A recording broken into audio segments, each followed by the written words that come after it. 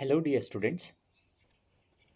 In in our last lecture, we discussed about the some of the topics that are related to internet. We called it internet terminology. Today, we will talk about and I also shown you that how to create an email account and then how to use it. So today we'll talk about some of the most important internet services that the services that internet provides us. The first is email. Though we have already discussed about email. Email is a message distributed by electronic means from one computer user to more recipients via a network. It is the services of internet in which messages are sent from and received by the servers. Email has several advantages over conventional postal services. So, as you know, email is like an electronic mail, which means you are sending text, images, and other content through internet. Email has lot of advantages over the conventional postal services. Like emails are faster, they are cheaper, they can send to any place in the world, right? And they are undamageable when it comes to weather or on a personal respect.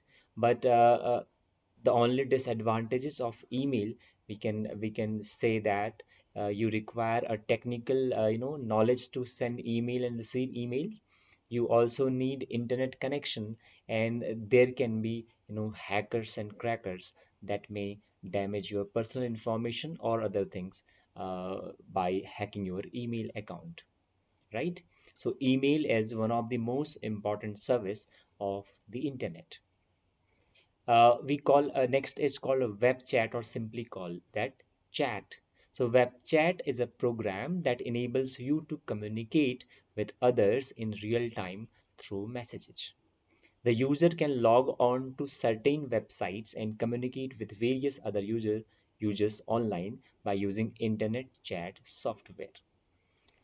Though these days we have lot of chatting systems, or chatting, we can say, applications, or maybe web services, or websites, like for example Yahoo Messenger or Facebook Messenger, uh, and others like WhatsApp. It can also be considered as the chat service. So the difference between the email and chat.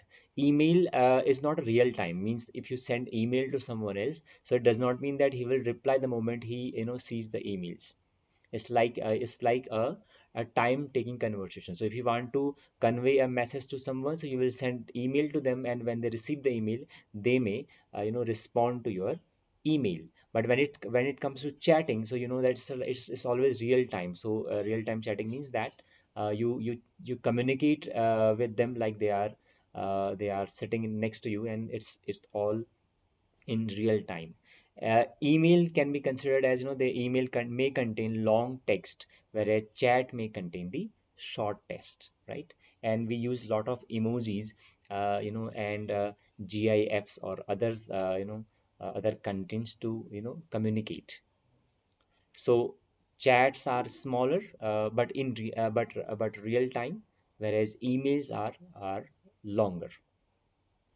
Next, called e-commerce. So commerce, you already know about. Commerce is about transactions of products and money. So when it comes to e-commerce, which means that online commerce. So e-commerce is the commercial transactions conducted electrically on the internet. It refers to a wide range of online business activities for products and services. The next service of internet is called internet telephony, called VoIP, voice over internet protocol. Internet telephony can be defined as the technology that converts analog speech signals into digital signals and routes them through packet switched networks of internet. So it's basically about Skype, or any service that provide you voice calls, like for example WhatsApp. So WhatsApp is an example of internet telephony when you call people with the help of internet. You don't talk them by using your SIM. You talk them by using your internet services. Okay, so this is the one. Now next is called a video conferencing. So video conferencing or video teleconferencing is a method of communicating by two-way video and audio transmission with the help of telecommunication technologies. So WhatsApp video call. Let me give you example, or Google Duo or Google Meet can be a part can be called the example of the video conferencing. So video conferencing is the communication between two parties or two or more parties, through video and audio together. So for a video conferencing, what do you need is you need a high speed internet connection. You need devices like you need a laptop or a mobile phone, microphone for voice, and a screen for a display, web camera for capturing the video.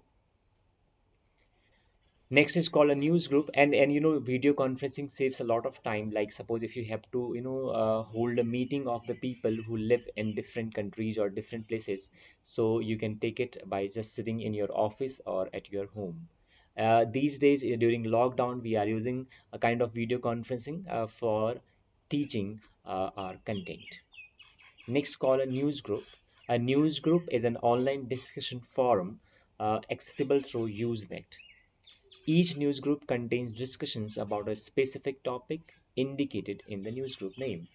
So you can understand, like suppose on internet there are services, there are different types of services. Like suppose there are websites which provides you only videos. There are websites which works as a social media platforms.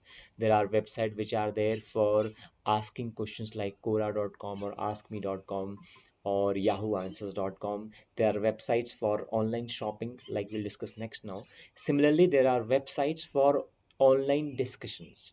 So these online discussion platforms are called newsgroup. Then comes online shopping. You all know what is online shopping is, that everybody is doing these days.